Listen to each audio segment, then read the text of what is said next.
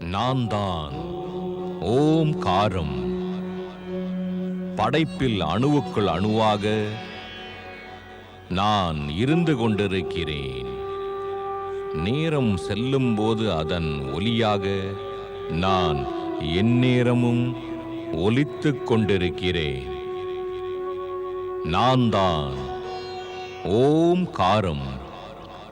நாரதர் கௌதமரும் அகலிகையும் சிவ ஆராதனை செய்வதை காண்கிறார். பிறகு சிவனிடம் சென்று நிலைமையை எடுத்துரைக்கிறார். இறைவன் சிவன் நாரதருக்கு ஆறுதல் கூறுகிறார். தவஸ்தலத்தில் ரிஷிகளின் மனைவிகள் இருவரையும் கல்லால் அடிக்கிறார்கள். அது பூவாக மாறி அவர் மீது விழுகிறது.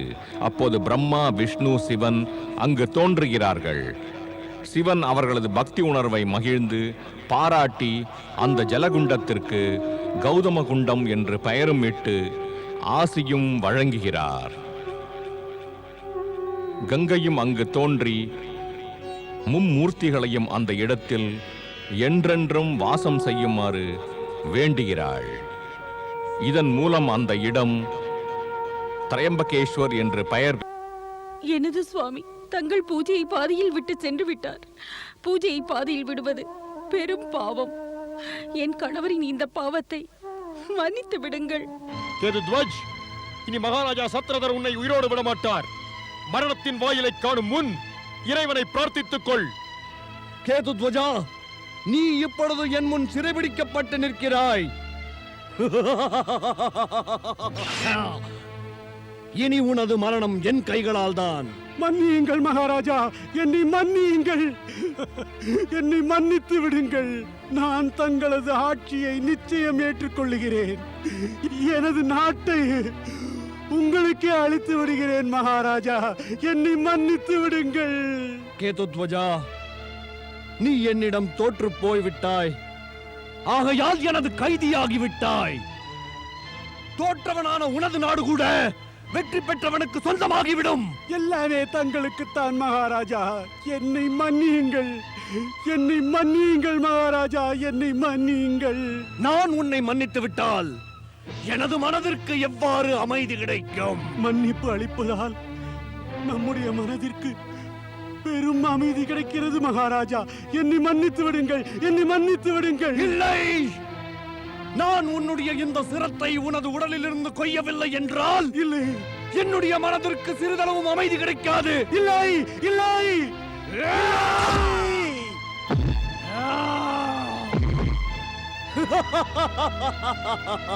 மகாராஜா சத்ரதர்! மகாராஜா சத்ரதர்! மகாராஜா சத்ரதர்! அமைச்சரே, ஆணையிடுங்கள் மன்னரே. எனது கடும் எதிரி கேதுத்வஜன் மடிந்து விட்டான். உண்மைதான் மகாராஜா.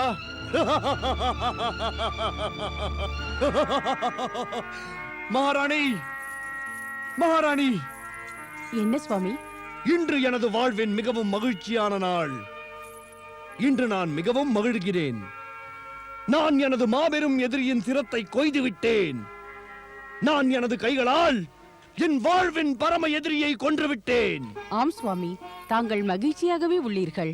ஏன் மகிழ்ச்சியாக இருக்காது? கேதுத்வஜன் பல்லாண்டுகளாக என்னை உறங்கவே விடவில்லை. வாழ்நாள் முழுவதும் வெந்து கொண்டிருந்தேன். இன்று அவன் மடிந்தான். இனி நான் நிம்மதியாக உறங்குவேன். நிம்மதியான உறக்கம் என்பது ராஜா சத்யரதனின் தலையில் எழுதவில்லை. அவன் பிரதோஷ சிவ பூஜையை பாதியில் விட்டுவிட்டு சிவனை அவமரியாதை செய்தான். மகாராணி சுரதாவும் ஒரு விதத்தில் அவனுக்கு உதவி செய்தாள். காலம் செல்கிறது. இதனிடையில் மகாராணியும் கர்ப்பவதியாகிறாள். அவளுக்கு குழந்தை பிறக்கும் தருணம் வருகிறது. மகாராணியும் ராஜா சத்யரதனும் வனத்தை சுற்றி வர செல்கிறார்கள். ஆனால் சிவனை அவமரியாதை செய்ததால் காலன் அவர்களை தொடர்கிறான் என்பது அவர்களுக்கு தெரியாது. சத்யரதா, உனக்கும் உனது மகாராணிக்கும் இனி ஆனந்தம் என்பது எங்கே? கேதுத்வஜனின் இந்த மகன் விருஷுத்வஜன் மரணமாக மாறி உனது வம்சத்தையே அழிக்க சபதம் ஏற்றுள்ளான். நீ என்னுடைய தந்தையை கருணை இல்லாமல் கொன்றாய். அந்த தந்தையின் மகனான இந்த விருஷத்வஜன் உனக்கு மரண தண்டனை அளிப்பான். ஏ கொலைகாரா, நீ எனக்கு கொடுத்த வருத்தத்தை நான் உனக்கு திருப்பி அளிப்பேன். நான் உன்னை பழிவாங்குவேன். மகாராஜா மகாராஜா மகாராஜா மகாராஜா, சத்யரதன் தன் மனைவியோடு இந்த பக்கமாக வந்து கொண்டிருக்கிறார். வா சத்யரதா, வந்துவிடு. இன்று உன்னுடைய கெட்ட காலமும் எனது நல்ல காலமும் ஒரே பாதையில் இணைந்துள்ளது.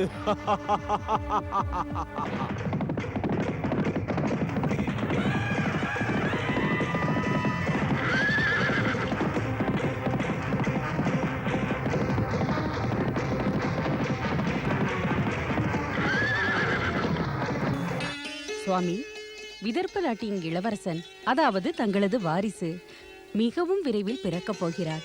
இனி அவனை வரவேற்பதற்கான விழாவை தொடங்க வேண்டும். இளவரசன் பிறப்பை கொண்டாட விழாவிற்கான ஏற்பாடுகள் முடிவடைந்து விட்டது. நாம் அவனது பிறப்பை நமது எதிரியின் அழிவை விட மிகவும் கோலாகலமாக கொண்டாடுவோம்.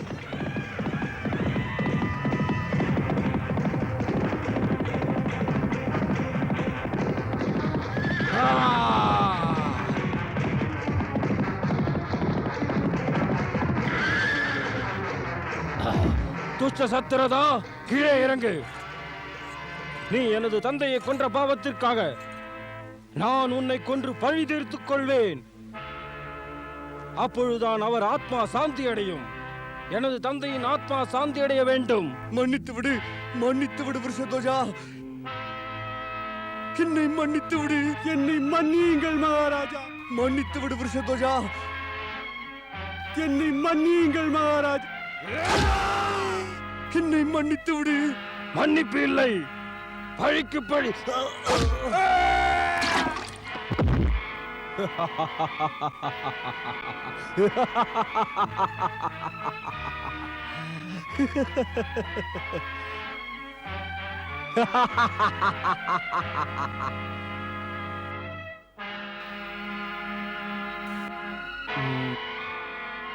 உனது கருவில் எனது எதிரியின் வாரிசு வளர்கிறது. நான் உங்கள் இருவரையும் உயிரோடு விடமாட்டேன் சுரதா. நான் உன்னையும் அந்த சிசுவையும் அழித்து விடுவேன்.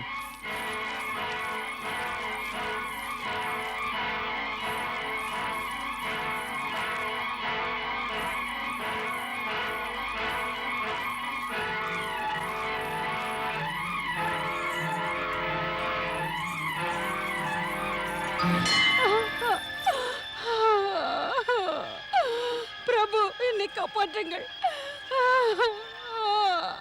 பிரபு, எனது மகனை எதிரியிடமிருந்து காப்பாற்றுங்கள். பரம்பொருளே, பரம்பொருளே, நான் தங்களை சரணடைந்தேன். பரம்பொருளே.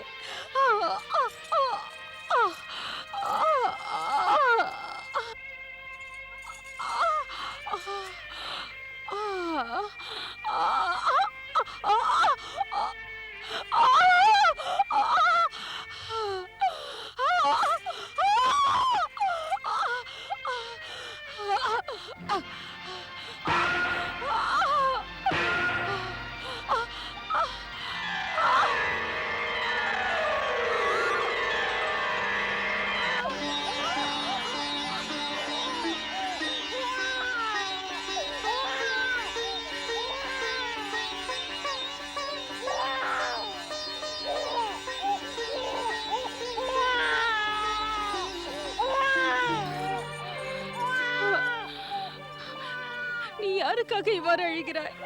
உனக்காகவா, எனக்காகவா? உன்னை கண்டு மகிழ வேண்டிய உன் தந்தை இன்றைய உலகில் இல்லை. விதவையானது எனது துர்பாக்கியம். பிறந்தவுடனேயே அனாதையானது உனது துர்பாக்கியம். இனி இறைவன் சிவன் உன்னை காப்பாற்றுவார். ஹே பிரபு, இவனை உன் காலடியில் விட்டு செல்கிறேன். தாங்கள் தான் காப்பாற்ற வேண்டும்.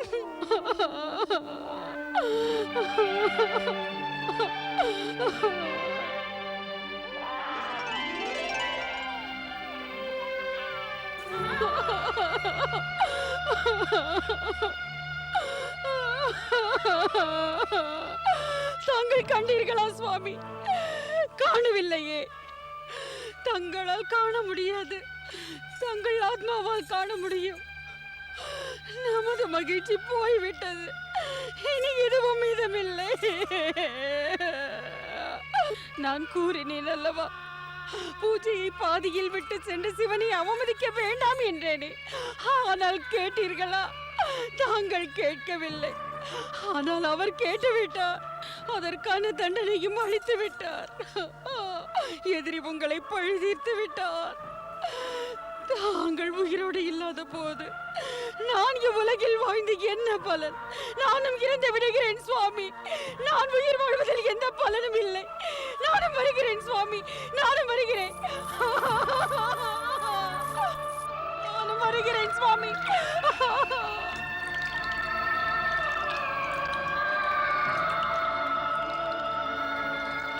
நாராயண நாராயண நாராயண ஸ்ரீமன் நாராயண நாராயண நாராயண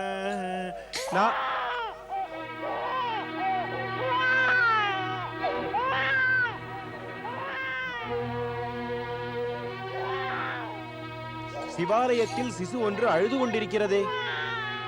நாராயண நாராயண. பரம்பொருளே, இது என்ன திருவிளையாடல்? மனிதர்கள் சிவாலயத்திற்கு வந்து செல்வது தங்களது அழுகைகள் போவதற்காக. ஆனால் இங்கோ ஒரு பிறந்த சிசு ஒன்று தங்களது திருவடிகளில் அழுகின்றதே.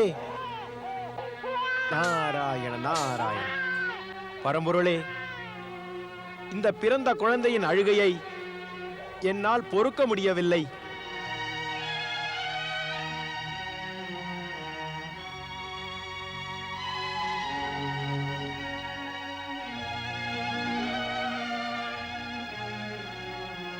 நாராயண நாராயண.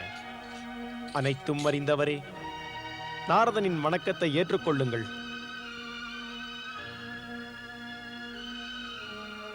இன்று உனது சொற்களில் உற்சாகமே இல்லையே, அது ஏன்? பரம்பொருளே, எனக்குள் வருத்தம் உள்ளது. ஆகையால் உள்ளிருந்து வரும் வார்த்தைகளில் வருத்தம் துணிக்கத்தானே செய்யும். உன் வருத்தத்திற்கு காரணம்? அந்த காரணத்தையும் காரியத்தையும் தங்கள் அறியாதவராய் என்ன பரம்பொருளே? ராஜா சத்திரதன் மாண்டான். அவனது ராணியும் மரணமடைந்து விட்டாள். சிவாலயத்தில் இருக்கும் இந்த பிஞ்சு சிசுவின் அழுகை மனதை வருத்தமடைய செய்கிறது. இவ்வளவெல்லாம் அறிந்த நீ இதை அறிய மாட்டாயா? ராஜா சத்தியரதன் உறுதி பூண்டு விட்டு அதை நிறைவேற்றவில்லை. உறுதி பூண்டதை நிறைவேற்றாததின் பலன்தான் இது. ஏற்றுக்கொள்கிறேன் பரம்பொருளே, ஏற்றுக்கொள்கிறேன். இதில் அந்த சின்னஞ்சிறு சிசு செய்த குற்றம்தான் என்ன? அது தங்களது ஆலயத்தில் அழுது வாடுகின்றது பரம்பொருளே. எனது சரணத்தில் குற்றமற்றவருக்கு தண்டனை கிடைக்காது, பாதுகாப்பு அவசியம் கிடைக்கும்.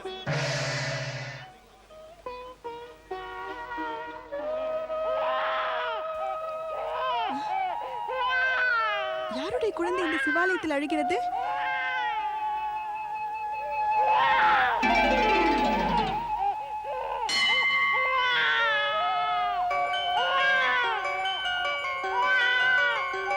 யார் இந்த குழந்தையை விட்டு சென்றார்? யார் அது இவ்வாறு தனது குழந்தையை தன்னந்தனியாக விட்டு சென்றுள்ளார்? பிறந்த குழந்தையை இவ்வாறு விட்டு செல்வதற்கு அவளுக்கு எப்படி மனம் வந்தது?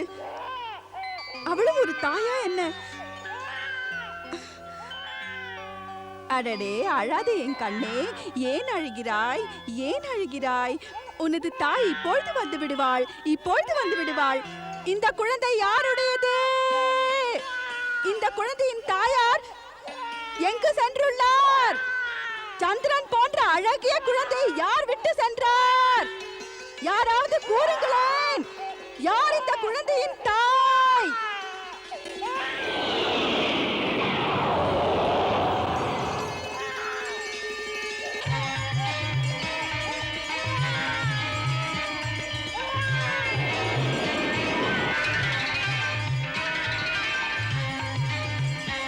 பம் பம் பபம் பம் பம் பம் பபம் பம் பம் பம் பபம் பம் பம் பம் பபம் பம். வணக்கம். பாருங்கள் யோகியே, இந்த பாலகன் எனக்கு இங்கிருந்து கிடைத்தான். இவன் யார் என்று எனக்கு தெரியாது. இவனது தாய் யார் என்றும் எனக்கு தெரியாது. ஒருவேளை இதை பற்றி தங்களுக்கு தெரிந்திருக்கலாம். கூறுங்கள் யோகியே, இந்த பாலகன் யார்? இதன் தாய் யார்? தேவி, நீதான் இனி இவனுடைய தாய். நானா? நான் இவனுடைய தாயா? இந்த பாலகன் யார் என்பது கூட எனக்கு தெரியாதே. இவன் காலஞ்சென்ற ராஜா சத்யரதனின் மகன். ராஜா பிரதோஷ பூஜையை பாதியில் விட்டு அதை அவமதித்து சென்று விட்டான். அந்த செயலின் காரணத்தால் இவனது தாய் தந்தையர் இருவரும் அகால மரணம் அடைந்து விட்டனர். பம் பம் பபம் பம். ஆனால் உனக்கு இவன் சிந்தாமணி ரத்தினம் போல சகல சௌபாகியங்களும் அளிப்பான். இனி இந்த பாலகனை மிக பாசத்துடன் வளர்த்து உனது மகனுடன் கூடவே இவனுக்கும் தாயென்ற பாசத்தையும் அன்பையும் பொழிந்து வருவாய். பம் பம் பபம் பம். யோகியே, நான் பலகாலமாகவே தங்களை போன்ற மகானை தேடிக் கொண்டிருந்தேன். எதற்காக தேவி? இதுவரை நான் என் மகனுக்கு பெயர் சூட்டவில்லை. அவனை நான் செல்லம் என்று அழைக்கிறேன். தாங்கள் எனது மகனுக்கு ஒரு அழகிய பெயரை சூட்ட வேண்டும் யோகியே. பம் பம் பபம் பம். இறைவன் செய்யும் லீலைதான் என்ன? என்னை இங்கு அனுப்பியுள்ளார் உனது இந்த இரு மகன்களுக்கும் பெயர் சூட்டுவதற்கு. இவர்களின் பெயர் என்னவென்று கூறுங்கள். உனது பெரிய மகனின் பெயர் சூச்சிவிரதன். சூச்சிவிரதன்? ஆம். சிறியவனின் உனது கையில் இருப்பவனின் நற்பெயரானது தர்மகுப்தன். இந்த இருவரையும் வளர்த்து ஆளாக்குவதில் உனக்கு எந்த துன்பமும் ஏற்படாது. பம் பம் பபம் பம். இன்று தங்கள் கருணையாலும் தயவாலும் நான் ஒரு பெரும் பொறுப்பை முடித்து விட்டேன் யோகியாரே. நன்மையே நடக்கும் தேவி. பம் பம் பபம் பம். பம் பம் பபம் பம். பம் பம் பபம் பம்.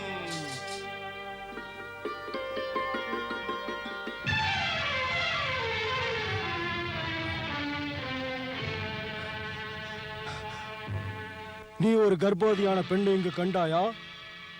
இல்லை இல்லை மகாராஜா, நான் யாரையும் காணவில்லை.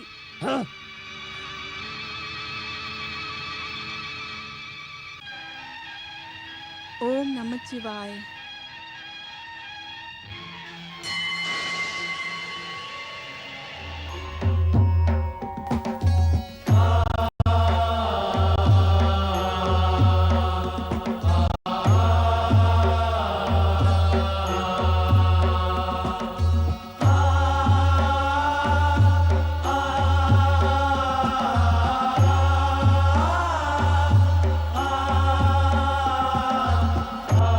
பரமேஸ்வராய நமோ நமः.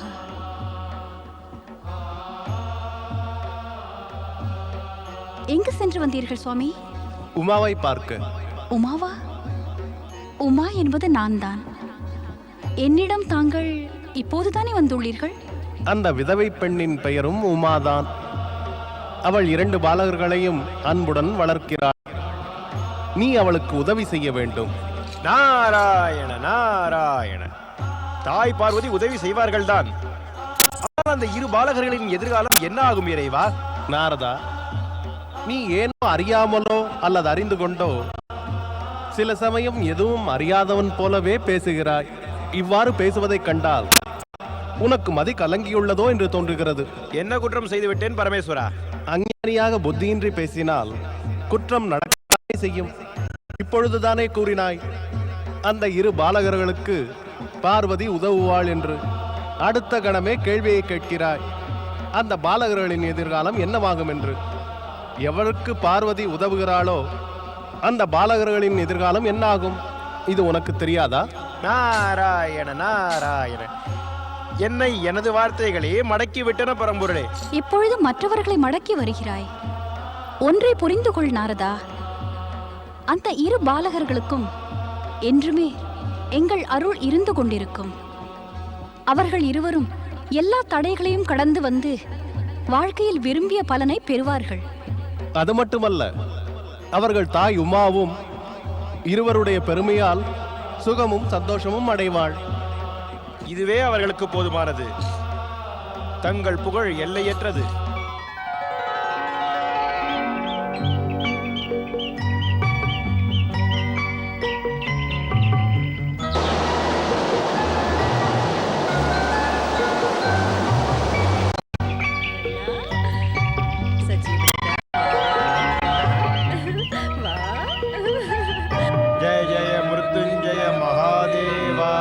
जय जय मृत्युंजय महादेव जय जय मृत्युंजय महादेव जय जय मृत्युंजय महादेव जय जय मृत्युंजय महादेव जय जय நீடூழி வாழ்க. எனது மகன்களுக்கு ஆசி அளியுங்கள். இந்த மகன் உன் மகன் அல்ல உமாதேவி. ஆனால் பல காலமாக இவனை நான் தான் வளர்த்து வருகிறேன். தெரியும், எனக்கு நன்றாக தெரியும். சத்யவிரதனின் இந்த மகன் மீது சிவன் அருள் இருக்கிறது. இந்த காரணத்தால் இறைவன் சிவன் ஒரு பிக்ஷுவர் அவதாரம் எடுத்து உன்னிடம் வந்து இவனை வளர்க்கின்ற பெரும் பொறுப்பை ஒப்படைத்தார். உங்கள் மூவருக்கும் தரிசனம் அளித்து உனது எதிர்காலத்தை நிர்ணயித்தார். தாங்கள் முக்காலத்தையும் உணர்ந்தவர், நடந்ததை அறிந்தவர். நிகழ்காலம் உம்முள் உள்ளது. பாலகனின் எதிர்காலத்தை பற்றி கூறுங்கள். தேவி உமா, இவன் எதிர்காலத்தை கூறலாகாது, அமைக்க வேண்டும். அதுவும் கூட நீதான் அமைக்க வேண்டும். நானா? எதிர்காலத்தை அமைக்கும் திறமை எனக்கெங்கே முனிவரே? நான் இப்பொழுதுதானே கூறினேன். எந்த சாது வந்து இந்த பாலகனை வளர்க்குமாறு உன்னிடம் கூறினாரோ அது யாரும் அல்ல, சாட்சாத் இறைவன் சிவன்தான். பிக்ஷுவர் அவதாரம் எடுத்து வந்து அவர் உனக்கு தரிசனம் மட்டும் அளிக்கவில்லை, அறிவையும் கொடுத்துள்ளார். உனக்கு அவர் அருள் இருக்கிறது. நான் என்ன செய்ய வேண்டும் முனிவரே? சிவனின் அருளை பெற்ற இந்த பாலகனின் எதிர்காலத்தை ஒளிமிக்கதாக்க வேண்டும். அது எவ்வாறு? கேளு உமாதேவி. இவன் தந்தை சத்யவிரதனுக்கு சிவனுடைய கோபத்தால் துன்பம் ஏற்பட்டது. இவன் அனாதையானான். ஆயினும் இவனுக்கு சிவன் அருள் இருந்தது. ஆகையால் அனாதையாக இருந்தும் இவனை பாசத்துடன் நீ வளர்த்து வந்தாய். ஆனால் இவனுக்கு இவனது நாடானது இன்னும் திரும்ப கிடைக்கவில்லை. அது எவ்வாறு கிடைக்கும் என்று கூறுங்கள் முனிவரே. சிவப்பிரதோஷ பூஜையின் பெருமையை நீ நன்றாக அறிந்து அதை விதிப்படி தவறாமல் செய்து வர வேண்டும். இந்த பாலகன் தனது தந்தையின் பாவத்திற்கு பிராயச்சித்தம் செய்ய வேண்டும். जय जय मृत्युंजय महादेवा. மகாராஜா, தாங்கள் எதிரியின் வாரிசை தேடி கலைத்தீர்கள் அல்லவா? ஆனால் தங்கள் அருளால் நான் அவனை கண்டுபிடித்தேன். அவன் எங்கு இருக்கிறான்? உமா என்ற பெண்மணி தான் பெற்ற மகனுடன் கூடவே இவனையும் அன்புடன் வளர்த்து வருகிறாள். அந்த பெண்மணியின் மகன் சுச்சிவிரதன், தங்கள் எதிரியின் மகன் தர்மகுப்தன் இருவரையும் மகரிஷி சாண்டில்யரின் ஆணைப்படி சிவப்பிரதோஷ விரத பூஜையை சிவாலயத்தில் செய்ய அழைத்துச் செல்கிறாள். போதும். தர்மகுப்தன் சிவாலயம் செல்வது இன்றுதான் கடைசி முறை.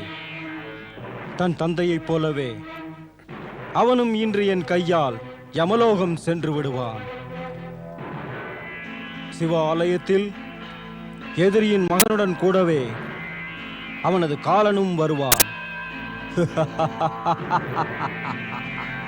ஓம் நம சிவாய ஓம் நம சிவாய ஓம் நம சிவாய ஓம் நம சிவாய ஓம் நம சிவாய ஓம் நம சிவாய ஓம் நம சிவாய ஓம் நம சிவாய ஓம் நம சிவாய ஓம் நம சிவாய ஓம் நம சிவாய ஓம் நம சிவாய ஓம் நம சிவாய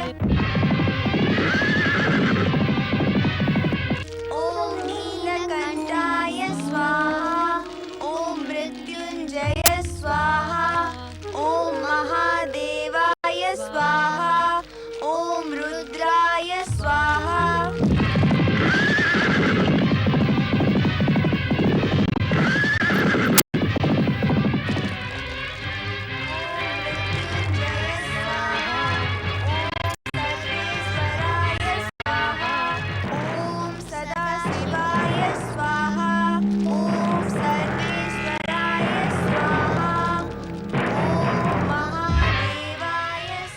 இந்த இருவரில் சத்தியரதனின் மகன் யாரென்று எவ்வாறு அறிந்து கொள்வது?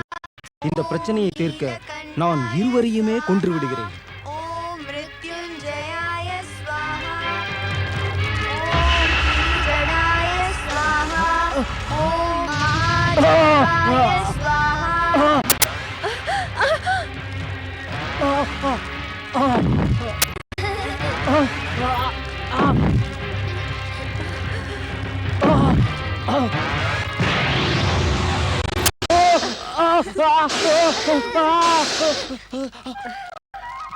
இறைவன் சிவனுக்கு பூஜை செய்தால் உங்களுக்கு தான் நன்மை கிட்டியது மகன்களே. அந்த துஷ்ட எதிரி 2 கைகளிலும் வாளேந்தி உங்கள் இருவரையும் கொல்ல வந்தான். சிவன் அருளினால்தான் இன்று தாங்கள் காப்பாற்றப்பட்டீர்கள். இறைவன் சிவனை சரணடைந்தால் அவர் தமது பக்தர்களை என்றும் காத்து வருவார்.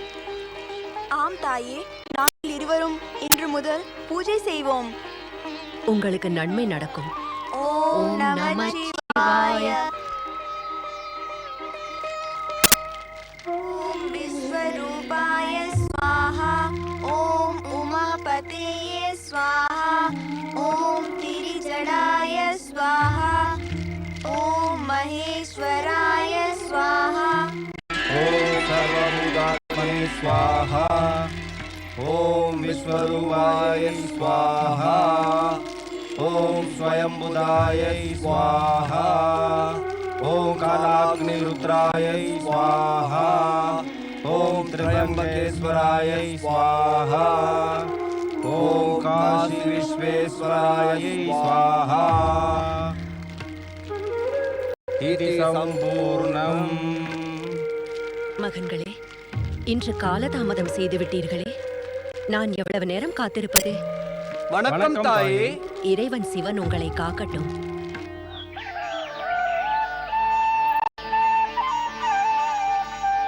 வணக்கம் தாயே. பெரிய தர்மகுப்தா, மகரிஷி சாண்டியர் கூறிய வார்த்தைகள் நினைவிருக்கிறதா? ஆம் தாயே. எனது தந்தை மகாராஜா சத்யரதன் சிவபிரதோஷ பூஜையை பாதியில் விட்டுவிட்டு தனது குடும்பத்தின் மீது பெரும் பாவத்தை சுமத்திச் சென்றார்.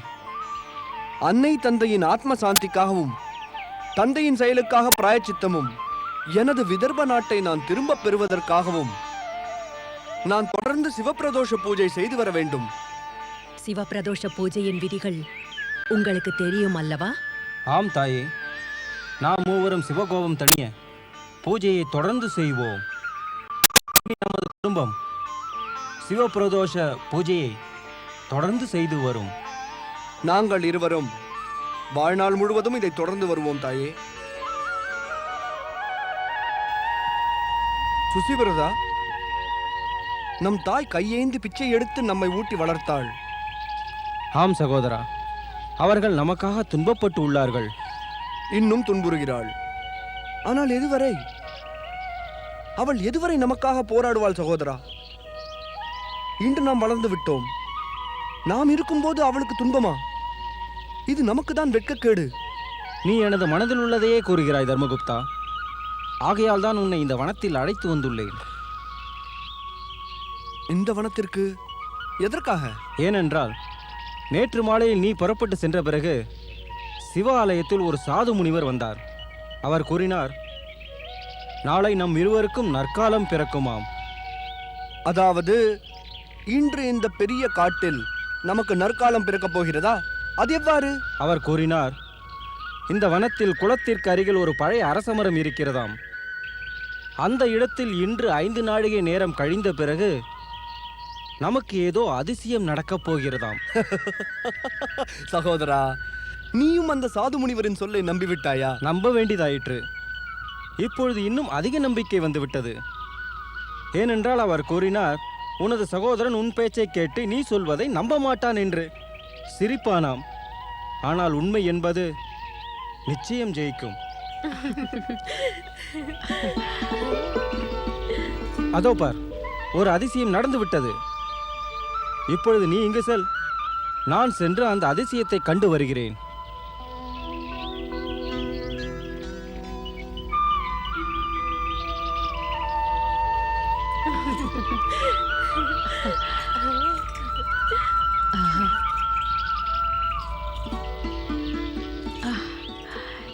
என்ன அழகு, என்ன நறுமணம். தோழி அன்சுமதி, அழகை நாங்கள் பார்க்கிறோம், ஆனால் நறுமணத்தை பற்றி தெரியவில்லை. இந்தா, நீயே முகந்து பார். இந்த மலர்களை பற்றி தான் கூறினாயா? வேறு யார் என் அருகில் உள்ளார்? அவரை பற்றி நான் பேச. சிறிது திரும்பி கவனித்து பாரு. பின்னால் யார் என்று அறிந்து கொள்வாய் அன்சுமதி. பார்த்தால் நீயே அறிந்து கொள்வாய்.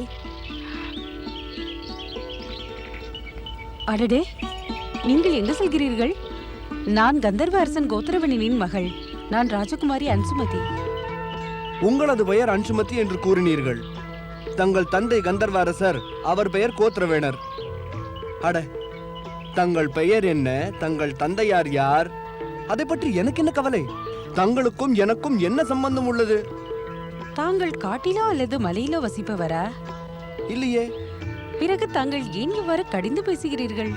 கேளுங்கள், நான் தங்களிடம் தர்க்கம் செய்ய விரும்பவில்லை தேவி அன்சுமாலி. அன்சுமாலி அல்ல, அன்சுமதி. நீங்கள் என் தோழியை மாலி என்கிறீர்களா? நான் தர்க்கம் செய்ய விரும்பவில்லை என்று கூறினேன் அல்லவா? நாங்கள் விரும்புகிறோம்.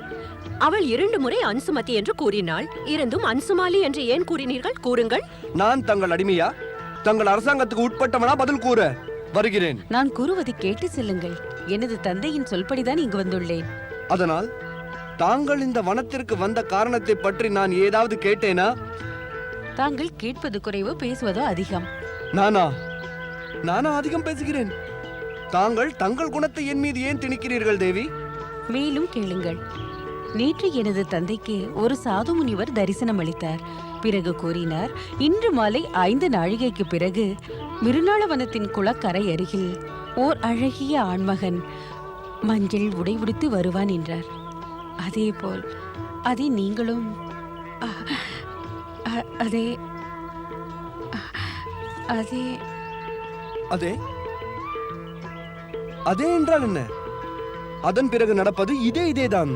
எனது தோழியின் எண்ணம் அதேதான். அதே. மீண்டும் அதே. மஞ்சளுடை அணிந்தவரே, கேளுங்கள். அன்சுமதி கூறுவது சரி. அதுதான் இது. அதே இதே. தாங்கள் என்ன செய்கிறீர்கள்? தந்தை வருகிறார். அவர் அனைத்தையும் கூறுவார்.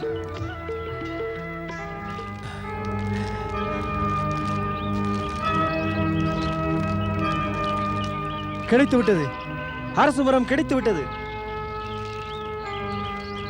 இதுதான் அந்த பழைய அரச மரம். அந்த முனிவர் கூறிய அதிசயம் நடக்கிறதா என்று பார்க்கலாம்.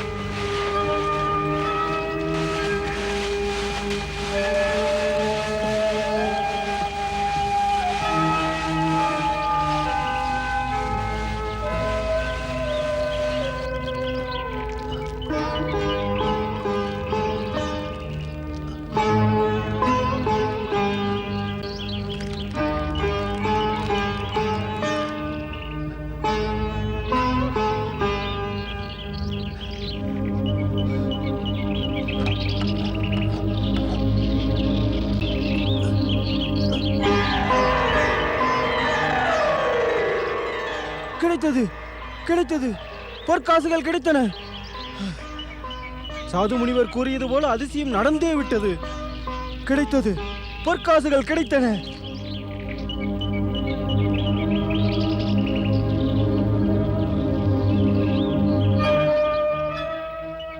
தாங்கள் அரசனின் மகன் என்று சாது முனிவர் என்னிடம் கூறினார். அந்த சாது முனிவரின் ஆசீர்வாதத்தை பெற்று எனது மகள் அன்சுமதியின் திருமணத்தை தங்களுடன் நடத்த கடமைப்பட்டுள்ளேன். ஆனால் இவ்வளவு பெரிய முடிவை எடுப்பதற்கு முன் தாங்கள் என்னை பற்றி அறிந்து கொள்ள வேண்டாமா? தாங்கள் இளவரசர், நேர்மையானவர், அடக்கம் கொண்டவர். இது மட்டும் போதாதா என்ன? யாரை இளவரசன் என்கிறீர்களோ அவன் அரசை இழந்துவிட்ட ஒரு ஏழை. இளவயதிலேயே, அதாவது பிறக்கும் போதே எனது பெற்றோர்கள் இறந்து போய்விட்டார்கள். உங்கள் பார்வைக்கு அடக்கமுள்ளவனாக தெரியலாம்.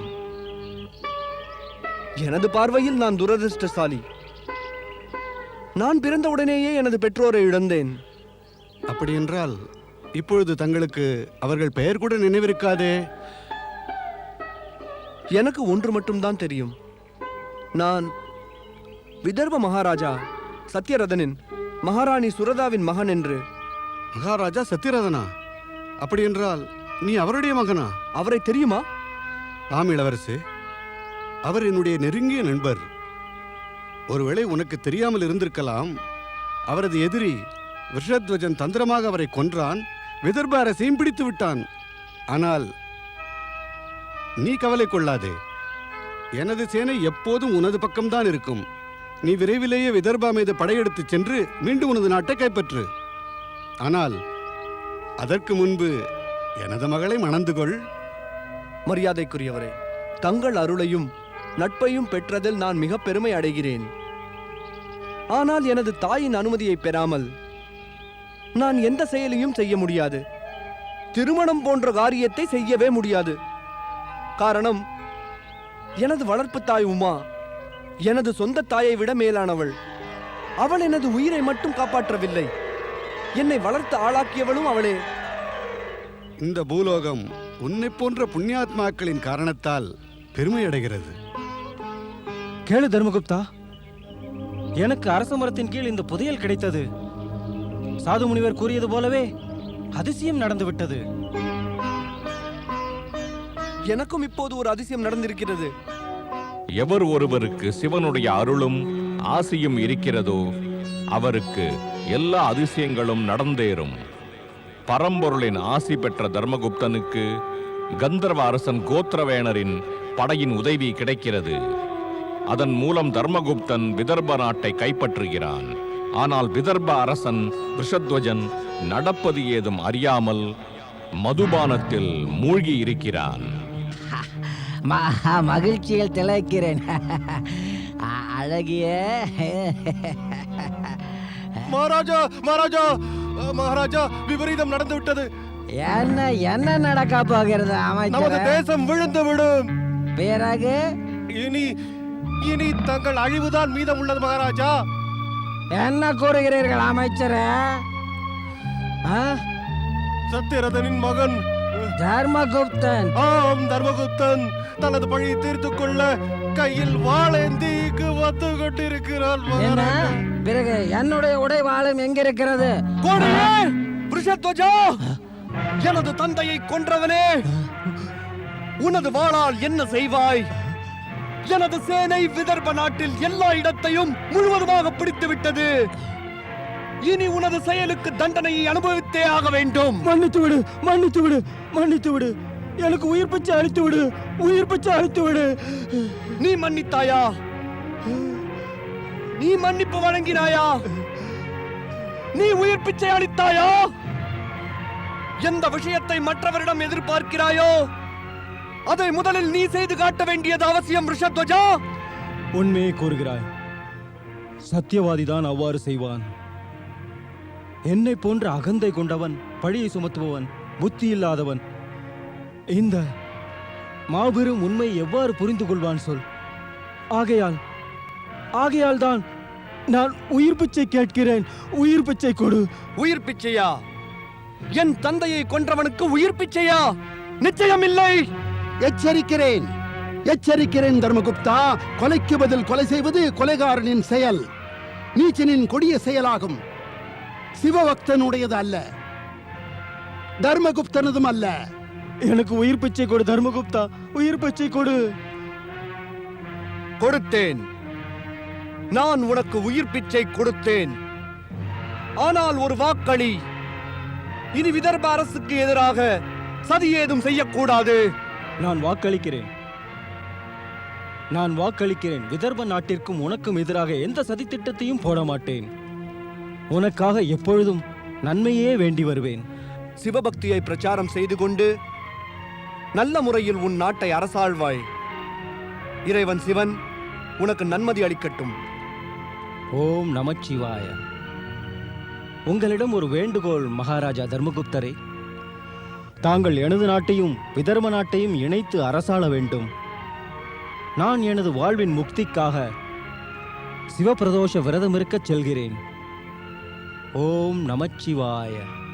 என் இனிய விதர்ப தேசத்து மக்களே, பல வருடங்களுக்கு முன் தர்மகுப்தரின் தந்தை சத்யவிரதன் மூலம் பிரதோஷ விரதமானது முழுமை அடையவில்லை. ஆகையால் அவர் கொல்லப்பட்டார். அவரது அரசம் போய்விட்டது. ஆனால் தர்மகுப்தன் மூலம் பிரதோஷ விரதம் முழுமையடைந்ததால் அந்த அரசு மீண்டும் கிடைத்து விட்டது. இவை அனைத்தும் சிவனின் பிரதோஷ பூஜையின் மகிமைதான்.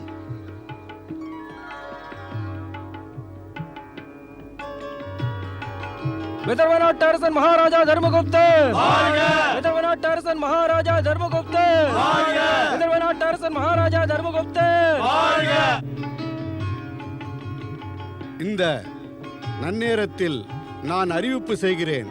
விரைவிலேயே எனது மகள் அன்சுமதியின் திருமணம் மகாராஜா தர்மகுப்தனுடன் வெகு கோலாகலமாக நடக்கும்.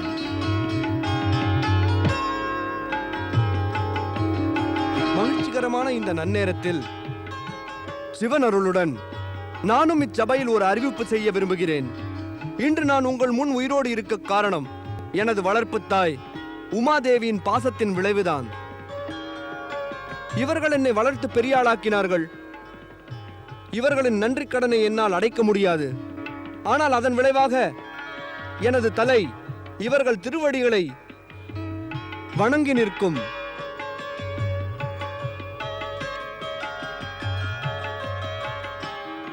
இன்று முதல் இவர் இந்த நாட்டின் ராஜமாதாவாக இருப்பார் என்று அறிவிக்கிறேன். ராஜமாதா ராஜமாதா.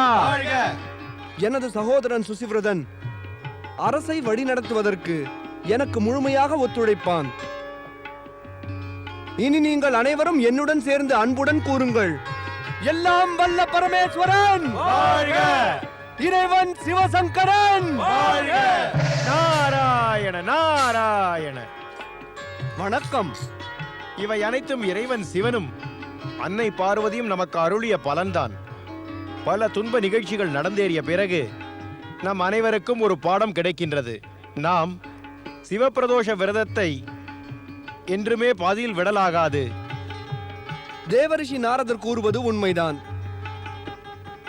நான் இங்கு அறிவிக்கிறேன், நமது விதர்ப நாட்டின் ஒவ்வொரு ஊரிலும் சிவ ஆலயம் நிர்மாணிக்கப்படும். சிவபக்தி பிரச்சாரமும் செய்யப்படும். கூறுங்கள், அரஹர மகாதேவா, அரஹர மகாதேவா, அரஹர மகாதேவா. சிவன் திருவிளையாடலை பற்றி அறிவதே கடினம். அது ஒரு சிறு புள்ளியிலிருந்து தொடங்கும். ஆனால் அவர் திருவிளையாடல் நன்மையிலேயே முடியும். கஷ்யப முனிவரின் அரக்க மனைவி தீதி என்பவள் ஒரே நேரத்தில் 2 மகன்களை பெற்றெடுக்கிறாள். அவர்கள் கஷ்யப முனிவரால் ஆசி பெறுகிறார்கள். அவர்கள் பிறந்தவுடனேயே வளர்ந்து விடுகிறார்கள்.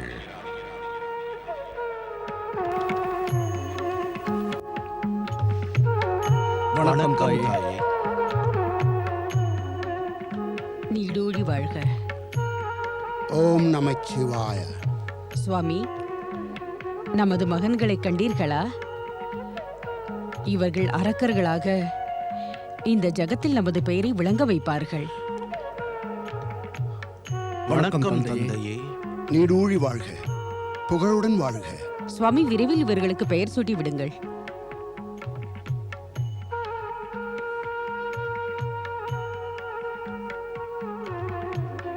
மகன்களே, உங்களது கேசம் பொன் போல பளபளப்பாக உள்ளது. உங்களது பெயர் கூடவே பொன், அதாவது ஹிரண்யம் சம்பந்தப்பட்டுள்ளது. அதாவது உங்கள் பெயர் ஹிரண்யா என்ற வார்த்தையில் தான் தொடங்க வேண்டும். உனது பெயர் இரண்யாட்சன். உனது பெயர் ஹிரண்ய கசிபு என்று விளங்கிவிடும். அழகு, மிக்க அழகு. வடிவத்திற்கேற்ற பெயர் சூட்டியுள்ளீர்கள் சுவாமி.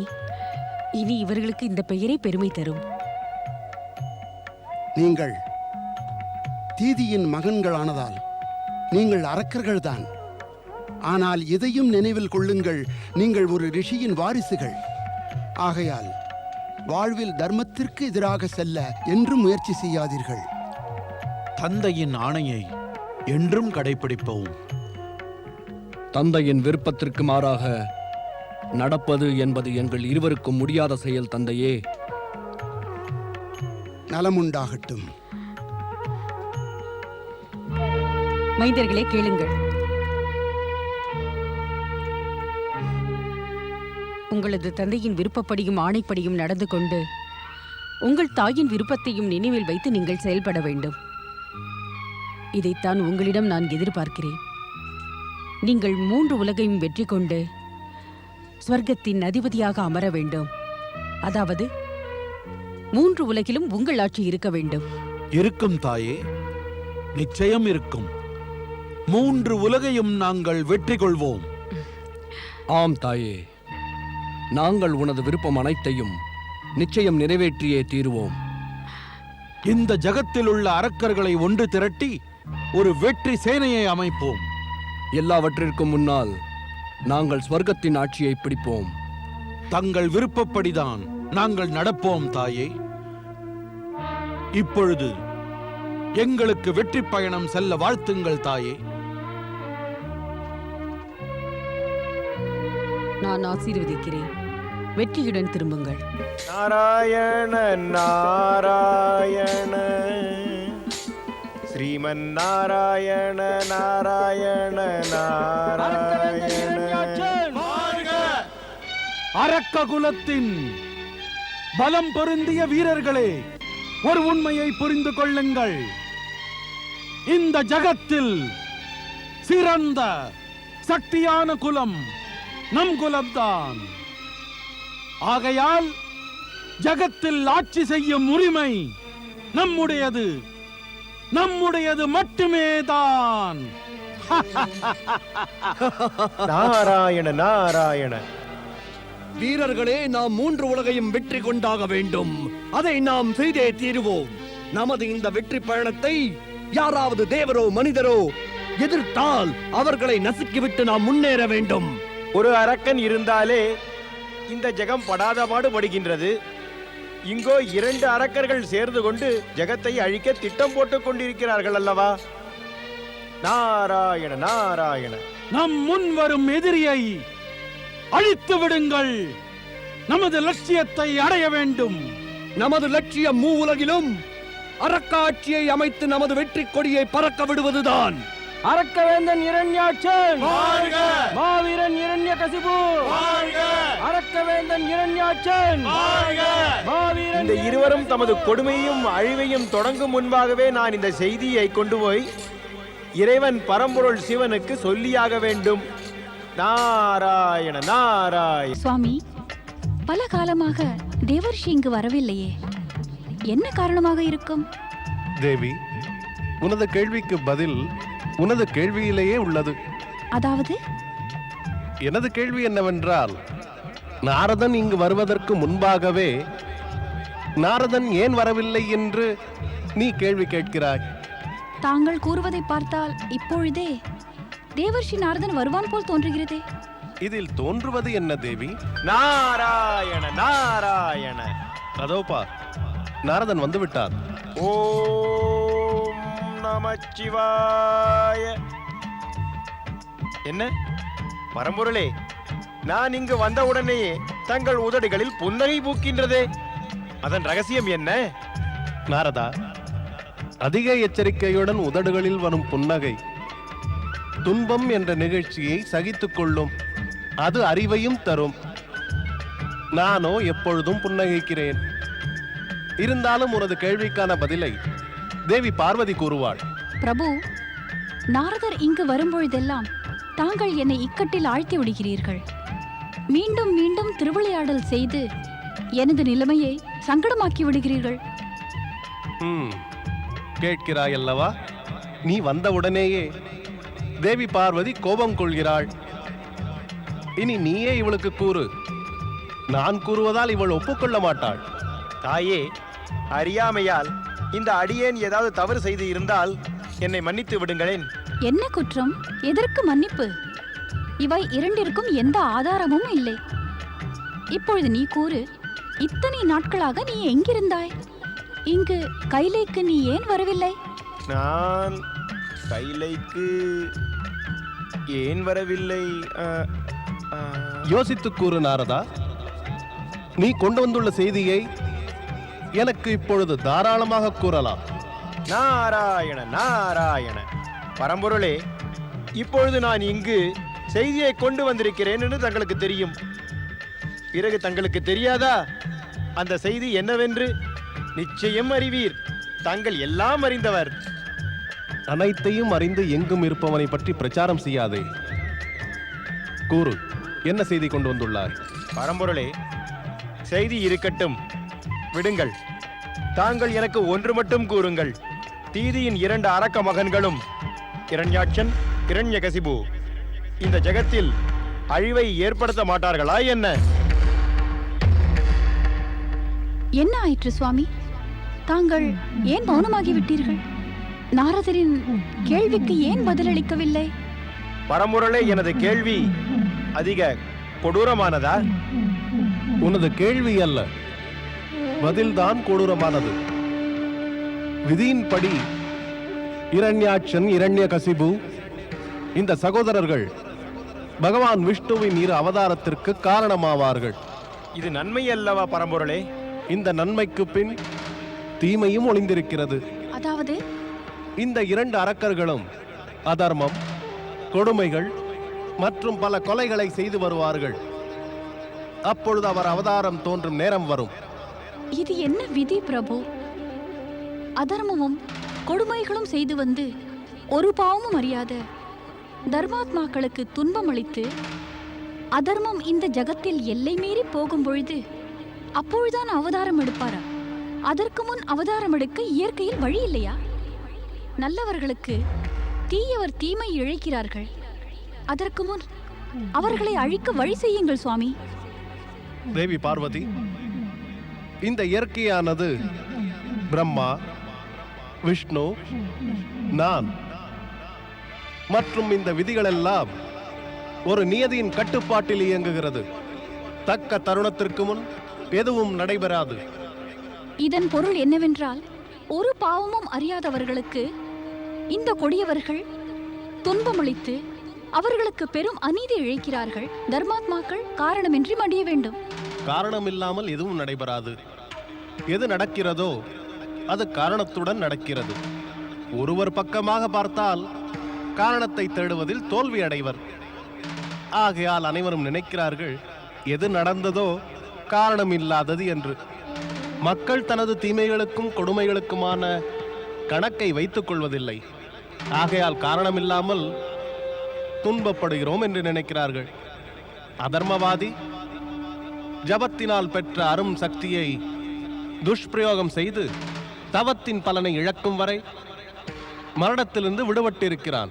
இதன் பொருள் என்னவென்றால், இறைவா, எதுவரை அரக்கர்களுடன் புண்ணியம், வரங்கள், பூஜை, ஜபத்தின் சக்தி இருக்கின்றதோ அவர்களை யாருமே எதுவும் செய்துவிட முடியாது. அதுதான் உண்மை. இந்த அரக்கர்கள் நற்செயலால் ஜபத்தினால் சக்தி பெறுகிறார்கள். ஆனால் அதர்மம் மற்றும் தகாத செயல்களால் மெல்ல மெல்ல அவர்கள் சக்தி குறைந்து விடுகிறது. கவலைப்பட வேண்டாம். நேரம் வரும்பொழுது எல்லா துன்பங்களும் பிரச்சனைகளும் விலகிவிடும். ஓம் நமச்சிவாய. மாமன்னர் இரண்யாட்சன் தேவராஜா, என்ன ஆயிற்று வருணதேவா? தேவராஜா, அரக்கவேந்தன் இரண்யாட்சனும் இரண்யகசிபுவும் தனது சேனைகளுடன் ஆகாய வழியாக சொர்க்கத்தின் மீது படையெடுத்து வந்து கொண்டிருக்கிறார்கள். கவலை கொள்ள வேண்டாம் வருணதேவா. இனி கவலைப்பட வேண்டிய அவசியமும் இல்லை. இனி நாம் அவர்களை எதிர்த்து பராக்கிரமத்தோடு போராடி வெல்லுவோம். செல்லுங்கள், தேவர் சேனை ஆயத்தமாகட்டும். மாமன்னர் இரண்யாட்சன்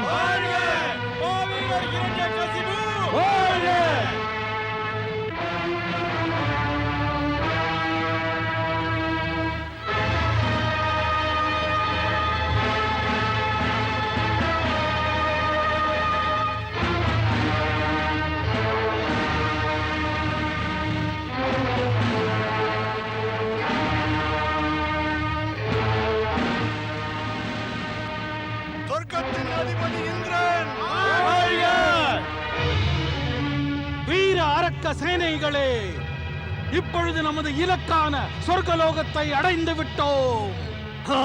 இப்பொழுது நாம் சொர்க்கலோகத்தை ஆக்கிரமித்து அதை வெற்றி கொண்டாக வேண்டும். இந்த சக்தி இல்லாத, தைரியம் இல்லாத தேவர்களை ஸ்வர்க்கத்திலிருந்து வெளியேற்றி பூமிக்கு அனுப்பிவிடுங்கள். அரக்கவேந்தன் இரண்யாட்சன் இந்த தேவர்களிடம் நம்மை எதிர்க்கும் சக்தி இல்லவே இல்லை. இவர்கள் வலிமை இழந்து விட்டனர். ஸ்வர்க்கத்தில் நாம் பிரவேசிக்கும் முன்னரே இவர்கள் அங்கிருந்து ஓடி விடுவார்கள். ஆகையால் அரக்க வீரர்களே, முன்னேறுங்கள், ஸ்வர்க்கத்தை வெற்றி கொண்டு விடுங்கள். மாவீரர் இரண்யகசிபு தாக்குங்கள்.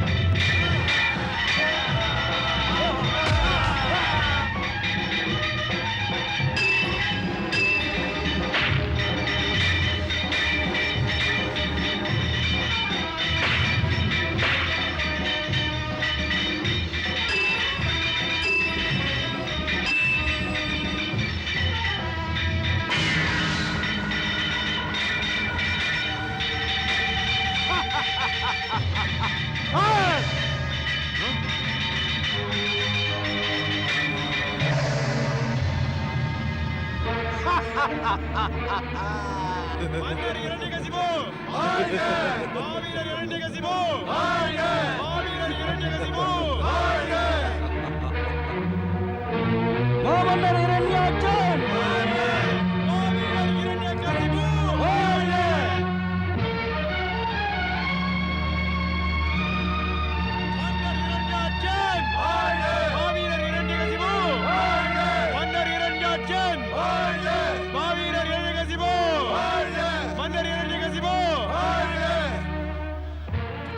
இரண்யகசிபு, அரியணையில் அமர்ந்து கொள்.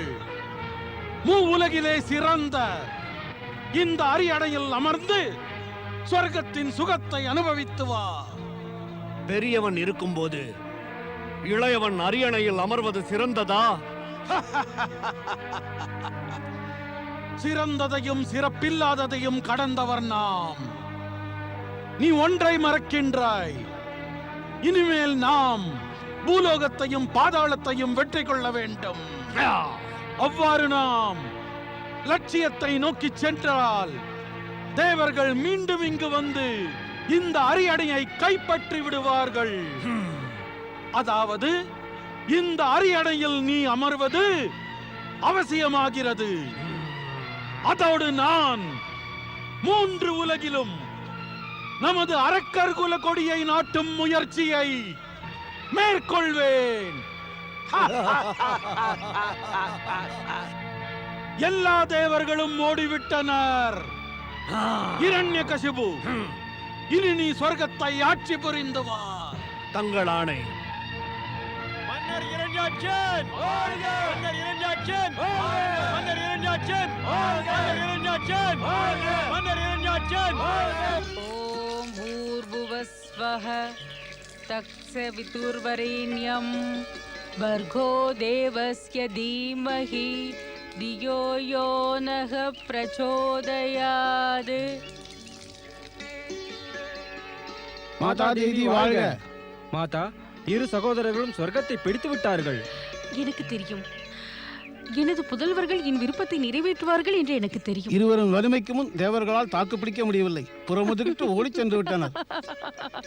எனது பராக்கிரமசாலி புதல்வர்களை எவர் எதிர்த்து நிற்க முடியும்? இப்பொழுது மாவீரர் இரண்யகசிபு சொர்க்கத்தின் அழகிய அரியணையை அலங்கரிக்கின்றார். இரண்யாட்சன், அவர் பூலோகம், பாதாள லோகம் இவைகளை வெற்றி கொள்ள சென்று கொண்டிருக்கிறார். எனது புதல்வர்களின் வீரத்தை பற்றியும் வெற்றியை பற்றியும் கேள்விப்பட்டு என் மனமும் ஆத்மாவும் மகிழ்கிறது. ஓம் நமச்சிவாய, ஓம் நமச்சிவாய. கேட்டீர்களா முனிவர்? நமது புதல்வர்களின் வெற்றியை பற்றி கேட்டீர்களா? தாங்கள் அவர்களை தேவர்கள் மீது படையெடுக்க கூடாது என்று தடுத்தீர்கள். ஆனால் தமது தாயின் ஆணையை ஏற்று அவர்கள் சொர்க்கத்தின் அரியணையை பிடித்து விட்டார்கள். உனது மகிழ்ச்சி நிலையானது அல்ல தீத்தி. காரணம், கிடைத்திருக்கும் பதவி நிலையில்லை. ஆகையால் அது குறித்த மகிழ்ச்சியும் நிலைத்திருக்காது. நான் தான் கூறினேனே, உன்னுடைய மகன்கள் பூலோகத்தில் ஒரு சிறிய நாட்டை பெறுவதனாலேயே அவர்கள் இருவரும் சந்தோஷம் அடைந்திருக்க வேண்டும். ஆனால் எனது செய்தியை நீயும் உனது மகன்களும் அறியவே இல்லை. ஏன்? தந்தைக்கு பிள்ளைகளை கண்டு பொறாமையா என்ன? தந்தை மகனைக் கண்டு பொறாமைப்படுவாரா? இந்த எண்ணம் ஒரு புத்திசாலி தாய்க்கு எப்போதும் வரக்கூடாது. நான் புத்திசாலி அல்லவா? நான் என் பிள்ளைகளின் நலனை யோசிக்கிறேன். புத்தி இல்லாத யாருமே தீர்க்கதரிசியாக இருக்க முடியாது. புத்தி இல்லாத, தீர்க்கதரிசி இல்லாத அந்த தாய் தனது வாரிசுகளின் நலனை எவ்வாறு யோசிப்பாள்? என்ன கூறினீர்கள்? நான் என் பிள்ளைகளுக்கு தீமை செய்தேனா? ஆம், இதைத்தான் கூற விரும்புகிறேன்.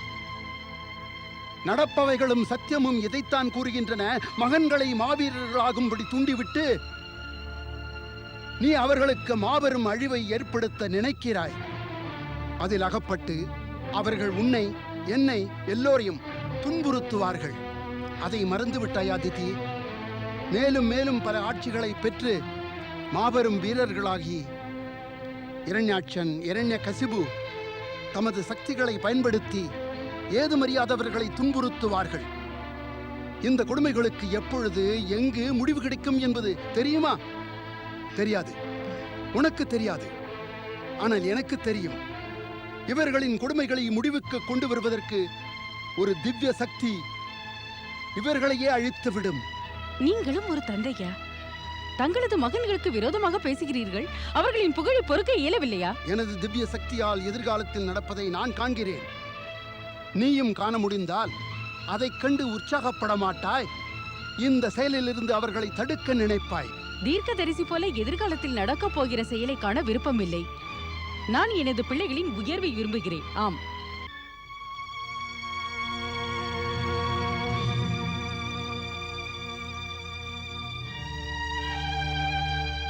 தேவராஜனா உடன் தேவர்களா? அடட, இது என்ன தேவராஜா? நீ பயம் கொண்டு எங்கு ஓடி வருகிறாய்? நீ ஓடி வருவதை பார்த்தால் ஏதோ மிருகம் துரத்தி கொண்டு வருவதை போல் தோன்றுகிறது. என்ன சொல்வது தேவரிஷி? எங்களது துன்பம் முடிவடைவதே இல்லை. ஒரு அரக்கன் மடிந்தால் மற்றொருவன் பிறந்து விடுகிறான். அதற்கு பிறகு அவனது கவனம் சொர்க்கத்தின் மீது திரும்புகிறது. அதாவது மீண்டும் ஒரு அரக்கன் சொர்க்கத்தின் மீது படையெடுத்து வந்து விட்டான் இல்லையா? நாராயண நாராயண. அரக்கன் அல்ல, அரக்க சகோதரர்கள். இரண்யாட்சனும் இரண்யகசிபுவும் சொர்க்கத்தை ஆக்கிரமித்துக் கொண்டு விட்டனர். அவர்கள் அதை ஆக்கிரமிக்கவே இல்லை, தாங்கள் தான் அதை அழித்து விட்டீர்கள். நாங்கள் ஏன் அவ்வாறு செய்ய வேண்டும் தேவரிஷி? செய்தீர்களே. இவை அனைத்தையும் செய்துவிட்டு இப்பொழுது பயம் கொண்டு ஓடி வருகின்றீர்கள். தேவராஜா, ஒரு சிறு பாலகன் கூட தனது மதிப்பிற்காகவும் உரிமைக்காகவும் பகைவனை எதிர்த்து போராடுகின்றான். இறுதி வரை போராடுகிறான். தனக்கு தோல்வியோ அல்லது வெற்றியோ அதை பற்றி கவலைப்படாமல் தனது மானம், மதிப்பு மற்றும் சுயமரியாதையை காத்துக்கொள்கிறான். உறுதியோடு அசையாமல் நிற்கிறான். ஆனால் நீயோ அச்சமடைந்து விட்டாய். அச்சம் மட்டும் அடையவில்லை, புறமுதுகிட்டு ஓடியும் வந்து விட்டாய். நாராயண நாராயண. தேவராஜா, ஓடி வந்தது நீதான் எனினும் வெட்கப்படுபவன் நானாகி இருக்கிறேனே. எங்களை திடீரென்று தாக்கிவிட்டார்கள் தேவரிஷி. திடீரென்று. இந்த நிலைமையில் நாங்கள் என்னதான் செய்ய முடியும்? உன்னால் செய்ய முடிந்ததையெல்லாம் நீ செய்யவே இல்லை. அந்த நிலைமையில் மனம் இருந்தால் நிச்சயம் மார்க்கம் இருந்திருக்கும் தேவராஜா. உயிரை எடுத்திருப்பார் அல்லது உயிரை கொடுத்திருப்பார். இன்னும் சிலரோ தனது உயிரை காப்பாற்றிக் கொள்ள ஓடி வந்து விடுகிறார். எங்கள் நிலைமையை புரிந்து கொள்ளுங்கள் தேவரிஷி. நீ உன்னுடைய கடமையை புரிந்து கொள்ளவில்லை, நான் உனது நிலைமையை புரிந்து கொள்வதா? நாராயண நாராயண. அவ்வாறு நடக்காது தேவராஜா.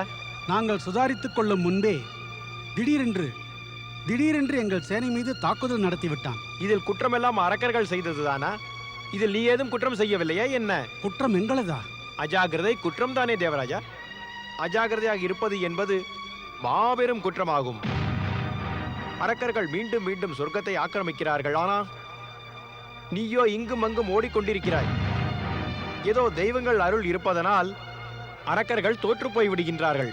ஆனால் நீயோ விழிப்போடு எச்சரிக்கையாக இருப்பதே இல்லை. எப்பொழுதும் உல்லாசத்தில் மூழ்கி கழித்துக் கொண்டிருக்கின்றாய்.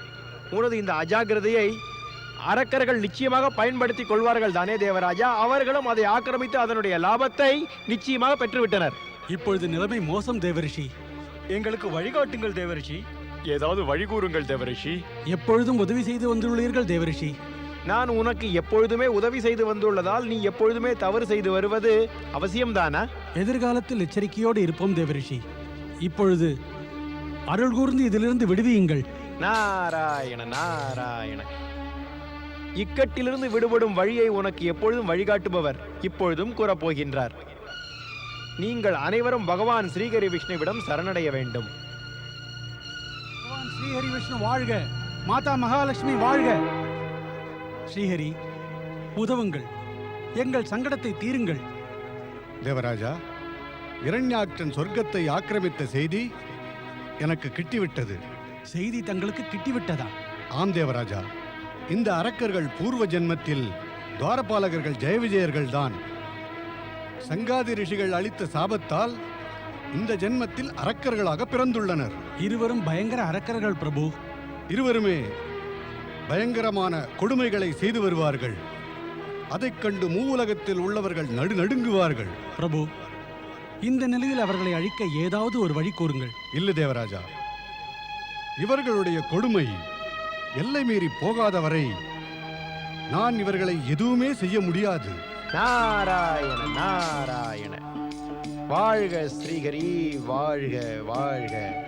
ஸ்ரீஹரி, தாங்கள் இப்பொழுது கூறினீர்களே, அதே வார்த்தைகளை இறைவன் பரமேஸ்வரன் கூறிவிட்டார். அது தங்களுடைய லீலையோ அல்லது பரம்பொருள் அவர்களின் லீலையோ அதை தாங்களே அறிவீர்கள். ஆனால் என் கவலை என்னவென்றால் ஸ்ரீஹரி, அந்த அரக்க சகோதரர்களின் கொடுமை எப்பொழுது எல்லையை மீறும்? தாங்கள் எப்பொழுது அவதாரம் எடுப்பீர்கள்? அவர்கள் எப்பொழுது மடிவார்கள் ஸ்ரீஹரி? ஸ்ரீஹரி, இதற்கு அதிக காலதாமதமாகும் அல்லவா? நான் அவதாரம் எடுப்பேன் என்று உனக்கு எப்படி தெரியும்? நீ ஏதாவது கற்பனையில் மிதக்கிறாயோ? பிரபு, பரம்பொருள் உணர்த்திய குறிப்பு கற்பனையாக இருக்குமா? இருக்காது, நிச்சயம் இருக்காது. அவருக்கு இதுதான் விருப்பம் என்றால் நான் நிச்சயம் அவதாரம் எடுப்பேன். எப்பொழுது எடுப்பேன் என்பதை படைப்பின் நாயகன் பிரம்மாவும் பரம்பொருளும் முடிவு செய்வர். நான் அவர் குறிப்பறிந்து நடந்து கொள்வேன். பிரபு, இப்பொழுது எங்களுக்கு என்ன கட்டளை? சொர்க்கத்தை இழந்த நாங்கள் என்ன செய்வது? எங்கு செல்வது? தேவராஜா, எப்பொழுதெல்லாம் பாவத்தின் நிழல் பேருரு எடுத்து துன்பங்களை விளைவிக்க ஆரம்பிக்கின்றதோ அப்பொழுது நல்லவர்களுக்கு புண்ணியம் என்ற ஒளியை காட்டி வழிநடத்துவது அவசியமாகிவிடுகிறது. சொர்க்கத்தை மீண்டும் அடையும் வரையில் அனைவரும் புனித தீர்த்த யாத்திரை சென்று தர்மாத்மாக்கள் ரிஷிமுனிகளின் தலத்தில் வசியுங்கள். அங்கு இருந்து கொண்டு நீங்கள் அனைவரும் இறைவன் பரம்பொருளை ஆராதியுங்கள். வீண் கவலையாலும் இங்குமங்கும் அலைவதாலும் எந்த பயனும் கிடையாது. நாராயண நாராயண. பிரபு ஸ்ரீமன் நாராயணன் தங்களுக்கு இட்ட கட்டளைப்படி அனைவரும் நடந்து வாருங்கள். தங்கள் உத்தரவு ஸ்ரீஹரி.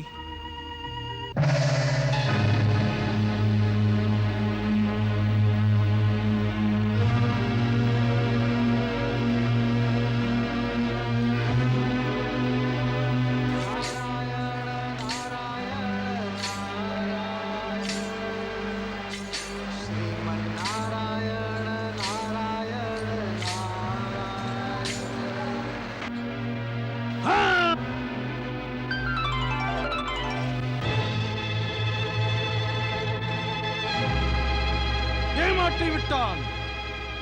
என்னையே இரண்யாட்சனை ஏமாற்றினான். எங்கு தப்பித்து விடுவாய்? நான் பூலோகம் பாதாள லோகம் எங்கு சென்றாலும் பின்தொடர்வேன். எங்கும் என்னுடைய ஆட்சிதான் நடக்கும். எங்குதான் செல்வாய்? அமைதியாயிரு அரக்கவேந்தே, நீ அமைதியாயிரு. நீ யார் மீது கோபப்படுகிறாயோ அவன் ஓடிவிட்டான். நாராயண நாராயண. நீ வீணாக கோபப்பட்டு உன்னுடைய இந்த சக்தியையும் குரலையும் ஏன் பாழடித்துக் கொள்கின்றாய்? ஏன்? என்ன என்ன கூறுகிறீர்கள்? அரக்கவேந்தா, நான் கூறியது அனைத்தும் உனது நன்மைக்காக தேவர்களுக்கு எதிராக அல்லவா கூறினேன்? என்னிடம் பயம் கொண்டுதானே இவ்வாறு பேசுகிறீர்கள்? இல்லை அரக்கவேந்தா, இல்லை. உனக்கும் எனக்கும் இடையில் இந்த பயம் எதற்காக? உண்மையான அன்பு இருக்கின்றது. என்ன? நான் உனது நலம் நாடுபவன் அல்லவா? என்ன? எதை நாடுபவர்? நலம் நாடுபவன். ஆம், தாங்கள் அதையே நாடுங்கள். இப்பொழுது கூறுங்கள், இந்த தேவர்கள் எங்கு ஓடி ஒளிந்து கொண்டனர்? உங்களுக்கும் தெரியவில்லையா? ஆம் அரக்கவேந்தே, எனக்கு அரக்கர்களின் எதிர்காலம் கூட நன்றாக தெரிகிறதே. நாரதரே, தாங்கள் ஏன் இவ்வாறு குழப்புகிறீர்கள்? முதலில் எனது நலம் நாடுபவர், இப்பொழுது எதிர்காலம் அறிந்தவர். நேரடியாக கூறிவிடுங்கள், தேவர்கள் எங்கு ஒளிந்திருக்கிறார்கள்? அது எனக்கு தெரியாது அரக்கவேந்தே. ஆனால் எனக்கு ஒன்றுதான் ஆச்சரியம் அளிக்கிறது. நீயோ ஒரு மாபெரும் வீரன். நீ உன்னுடைய நலனை பற்றி யோசிக்காமல் இந்த தோல்வியடைந்த தேவர்களின் பின்னால் ஏன் ஓடிக்கொண்டிருக்கிறாய்? மீண்டும் அதே வாதம். முதலில் எனது நலம் நாடுபவர், பிறகு எதிர்காலம் அறிந்தவர், இப்பொழுது அறிவுரை. எனது கோபத்தை அதிகப்படுத்தாதீர்கள் நாரதரே. முதலில் தங்களது இந்த பேச்சை என்னால் கேட்க முடியவில்லை. இரண்டாவது, தேவர்களை பற்றி ஏதும் கூறாமல் சுற்றி வளைக்கிறீர்கள். இப்பொழுது எனது நன்மைக்காக உபதேசமும் செய்கிறீர்களா? இதன் விளைவை பற்றி அறிவீரா? நிச்சயமாக.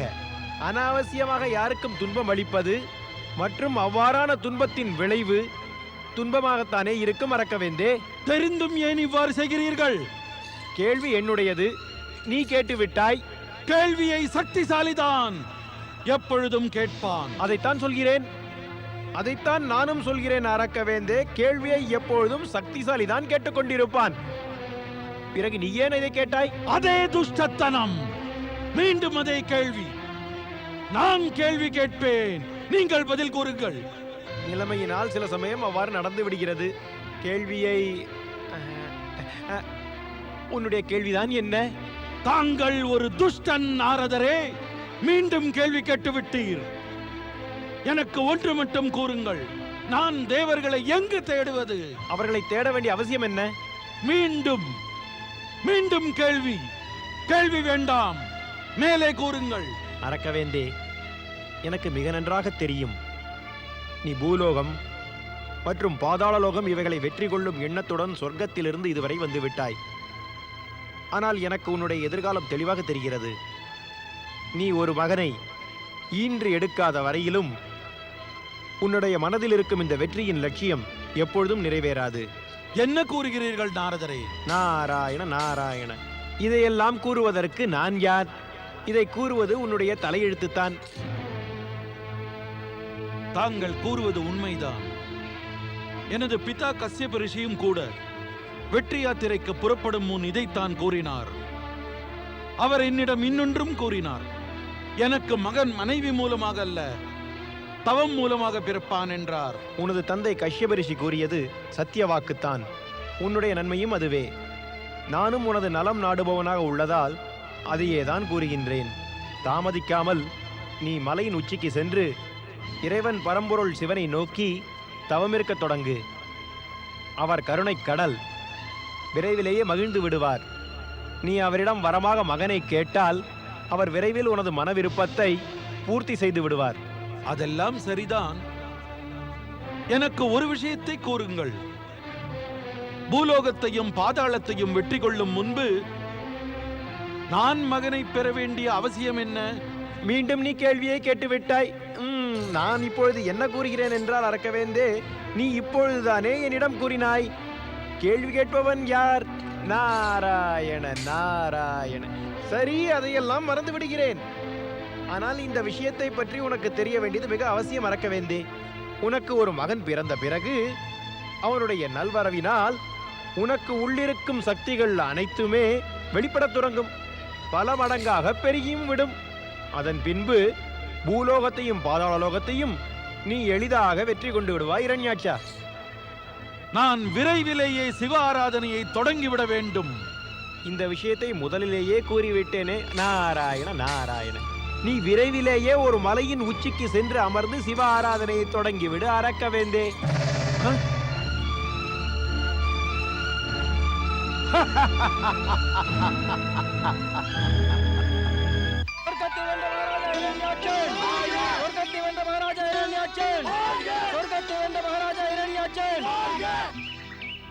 அன்பிற்குரிய தாயையும் மதிப்பிற்குரிய தந்தையையும் வணங்குகிறேன். பல யுகங்களுக்கு மூவுலகை ஆண்டுவா மகனே. ஆனால் மகனே, நீ பூலோகத்தையும் பாதாள உலகையும் வெல்ல சென்றிருப்பதாக கூறினார்களே. ஆம் தாயே, சொர்க்கத்திலிருந்து அந்த நினைவில்தான் வந்தேன். ஆனால் எனக்கு கூறினார்கள், ஒரு மகனை ஈன்று எடுக்காமல் பூலோகத்தையும் பாதாளத்தையும் வெல்ல முடியாதாம். ஆகையால் பராக்கிரம மகனை பெறுவதற்காக சிவனை ஆராதனை செய்ய வேண்டும். சிவ ஆராதனை செய்ய நினைப்பது மிக சிறந்த செயலாகும். ஆராதனை செய்ய இப்பொழுது என்ன அவசியம் வந்துவிட்டது புதல்வா? நான் தாங்கள் இருவரின் திருமணத்தையும் அழகிய அரக்க பெண்களுடன் நடத்துவேன். அதன் பிறகு நீங்கள் பராக்கிரமசாலியான மகனை பெற்றுவிடுவீர்கள். பிறகு அரக்க வம்சத்தின் பெயர் விளங்கிவிடும். அனாவசியமாக உன்னுடைய மகன்களின் ஆசைகளை தூண்டி விடுவது நல்லதல்ல தித்தி. அதனுடைய விளைவு நன்றாக இருக்காது. நான் முதலிலேயே கூறினேன், இரண்யாட்சனின் வாழ்க்கையில் மகப்பேறு என்பதே இல்லை. இறைவன் சிவனை ஆராதிப்பதன் மூலமாகவே இவன் மகனை பெற முடியும், மனைவியால் அல்ல. தேவரிஷி நாரதரும் இதைத்தான் கூறினார். மகனை பெறுவதற்காக நான் தவம் செய்தே ஆக வேண்டும். உனக்கு என்ன ஆகிவிட்டது மகனே? உனக்கு பித்து பிடித்து விட்டதா? நீ என்னுடைய மகன். இந்த தேவரிஷி நாரதர், ஆராதனை, சிவன் இவையெல்லாம் நமக்கு நடுவே எங்கிருந்து வந்தன? ஒரு மகனை பொறுத்தவரை அன்னைதான் சகலமும். ஆகையால் மற்றவைகள் அனைத்தையும் விடுத்து ஒரு அன்னையின் ஆணையை மதித்து நடப்பது உனது கடமை.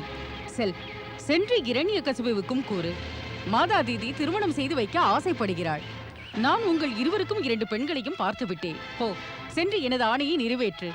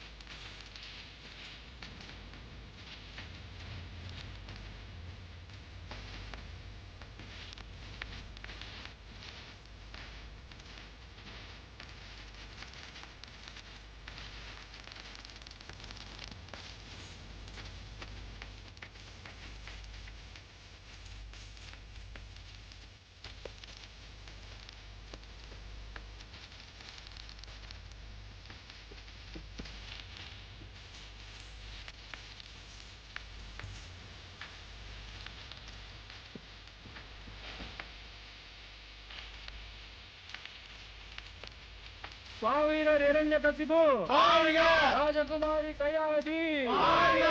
பாவீரர் இரண்யகசிபு ராஜகுமாரி கயாதி. மன்னர் இரண்யாட்சன் ராஜகுமாரி வராட்சி. மன்னர் இரண்யாட்சன் ராஜகுமாரி வராட்சி. நீடூழி வாழ்க. வாழ்த்துங்கள். பேரும் புகழும் பெற்று பராக்கிரமசாலியான மகனை பெறுக. நீடூழி வாழ்க. நீடூழி வாழ்க. சுவாமி, தங்களுக்கு என்ன ஆயிற்று? தங்களது முகத்தில் ஏன் இந்த கவலை குறி? வாழ்க்கையின் இந்த நன்னேரத்தில் முகத்தில் மகிழ்ச்சி இருக்க வேண்டும். பிறகு தங்களுக்கு ஏன் இந்த கவலை? முக்கியமாக ஏதும் இல்லை. முக்கியமாக இல்லை என்றாலும் சாதாரண விஷயத்தை என்னிடம் கூறுங்கள். அதை கேட்டு நீ என்ன செய்வாய்? ஒரு மனைவி தனது கணவனின் கவலையை அறிந்து எதையெல்லாம் செய்வாளோ அதைதான் நானும் செய்வேன் சுவாமி. இல்லை வராட்சி, இல்லை. நீ எதையுமே செய்ய முடியாது. சுவாமி, தங்களது கவலையை என்னால் போக்க முடியாது என்று நினைக்கிறீர்கள்.